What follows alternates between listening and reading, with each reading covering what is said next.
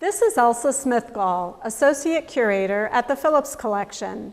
Welcome to Georgia O'Keeffe Abstraction, on view from February 6th through May 9th. Georgia O'Keeffe Abstraction brings together a selection of over 100 paintings, drawings, watercolors, and sculpture by O'Keeffe to reveal the important role that abstraction played in her approach to art throughout her career, from her groundbreaking charcoal abstractions from 1915 to her spare fluid watercolors from the late 1970s. Like Arthur Dove, Wassily Kandinsky, and other members of the international avant-garde, O'Keeffe shared the impulse toward abstraction and the desire to break free from the centuries-old tradition of copying nature.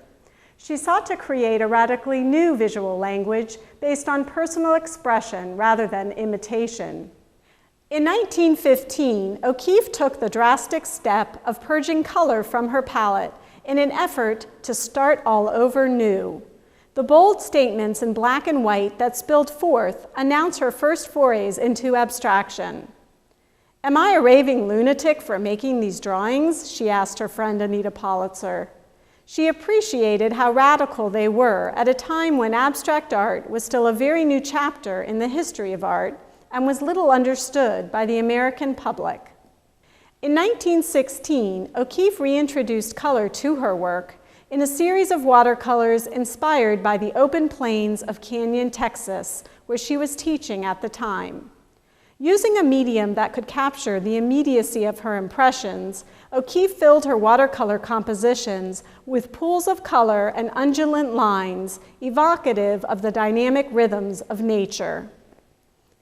1918 marked a transformative year in O'Keeffe's art and life when she moved to New York to dedicate herself to painting full-time.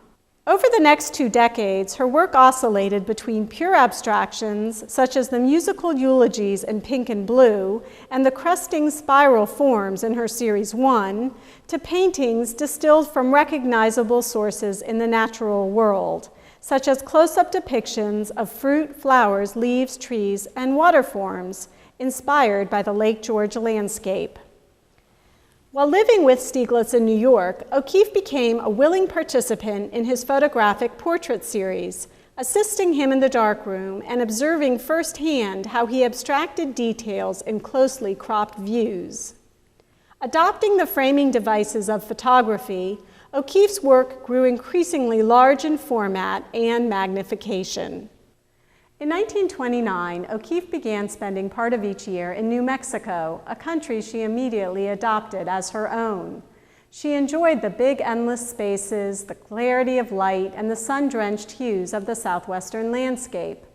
The geological and architectural forms that surrounded her provided a wellspring of new sources for her paintings.